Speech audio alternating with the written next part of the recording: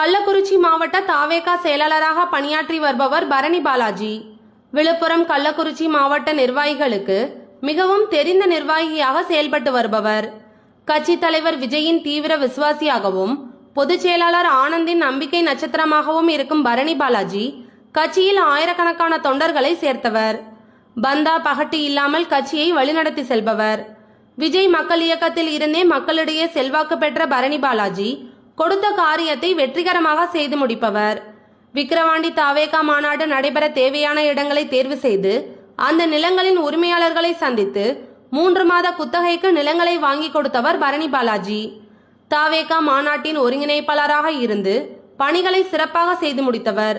பரணி பாலாஜியின் சிறப்பான மாநாட்டு பணிகளை பாராட்டிய கட்சி தலைவர் விஜய் அவருக்கு 1 பவுன் தங்க மோதிரம் அணிவித்து கௌரவித்தார்.